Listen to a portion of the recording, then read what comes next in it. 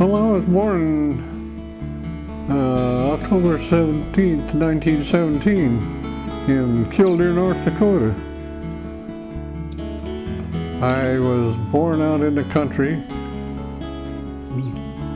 They didn't have a way to get me to a hospital. I was about 60 miles away. So I was born right at home.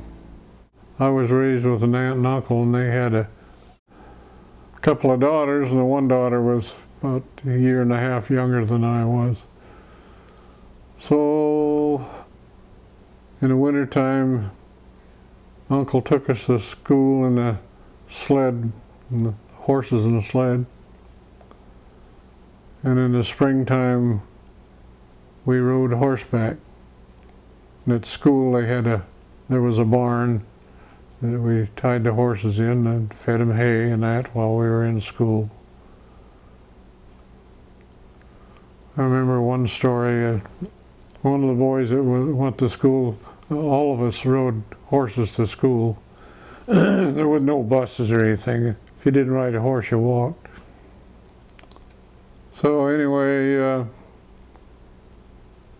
his horse came to school that morning and went in the barn, stood at his stall. They went out and tied him up. And anyway, after a while, here comes a boy to school, and the teacher asked him where he'd been. Well, he said, "I've been walking." Yes, she says, "I thought so. Your horse came to school, we tied him up," and says, "How come you were walking?" Well, she says, "He got spooked and went up in the air, and when I came down, the horse wasn't there." Oh, no. So that was the end of that story. My mother died about, 2-3 months after I was born. I always felt like my dad, he never would say that, but I just sensed it in him. Aunt and uncle raised me. They were like my mother and dad. But my dad I always sensed that he blamed me for my mother dying, and of course, it was my birth that caused it, but he was the blame, not me. I had nothing to do with being born. And I had, I had 2 sisters and a brother. My oldest sister was, she was 25 years old when I was born. And I had a sister, Lorene, and a sister, Cecil. Cecil died when she was fairly young. And then I had a brother, Jim, and a brother, Joe, that died when he was a baby, and myself. I don't know just what happened to the sister. I suppose it was sickness of some sort. Used to, in those years, you know, if you, and I don't know that this happened to her, but if you got the flu, you probably weren't going to live. It was deadly disease in those years.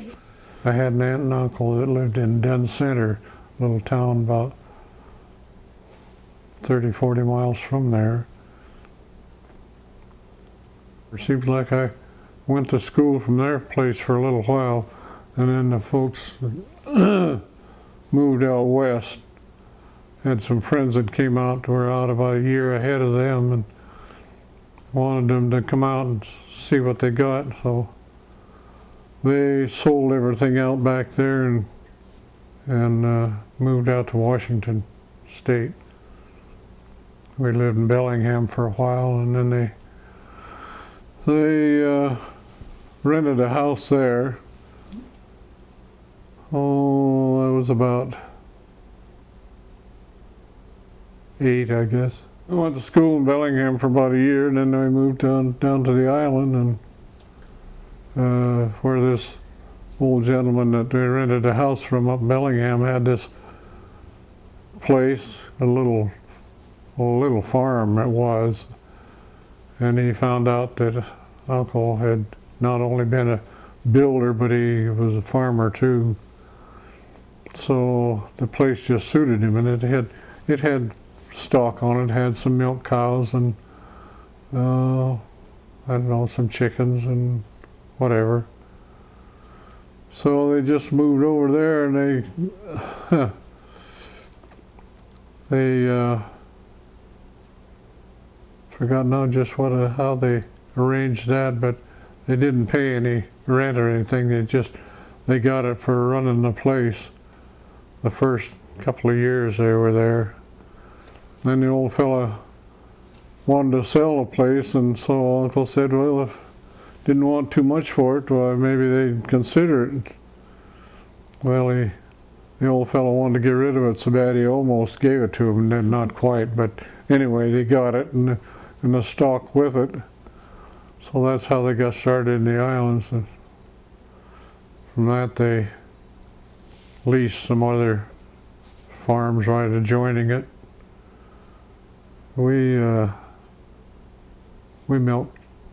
Eventually we milked 25 cows twice a day there.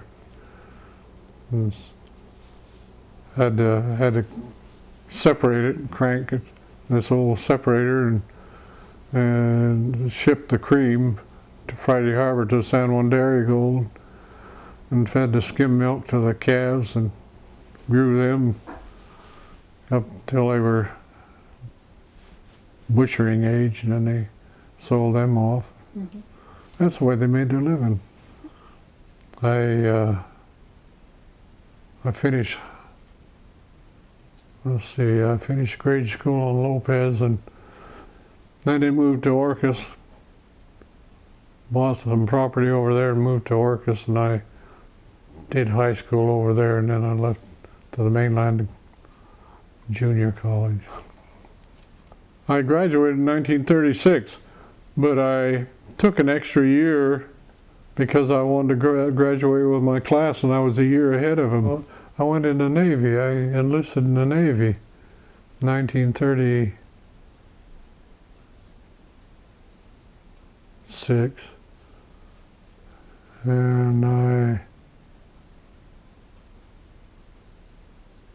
went to Farragut, Idaho boot camp through the winter, and got out of there, got sent over to Bremerton, and transferred from there to Astoria, Oregon. Yeah.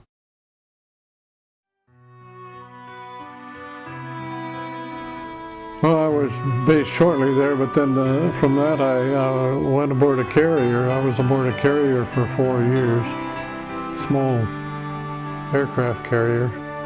We were down the South Pacific, down below the equator, Marshall Gilbert Islands, and some other islands down through there. I was a yeoman. Well, I did all the paperwork for the captain of the ship. That's who I was under then. That all yeomen aren't that fortunate, I guess you'd say. But I never worked for anybody but a skipper of the ship. I was transferred 2 or 3 different times, and every time I was under the command of the captain of the ship. So, you know, you're on an aircraft carrier, you're flying all the time. Wherever he flew, I flew with him. So I did a lot of flying. Stopped at Pearl Harbor, was there a couple of days, and then went on out to Iwo Jima. And there's where 2 Japanese kamikazes, I was on this carrier, and one came port and one starboard, and just split it right in two about midships, and went down in, I don't know, 15, 20 minutes, and it was blowing off the ship. There was 11 of us survived out of 144.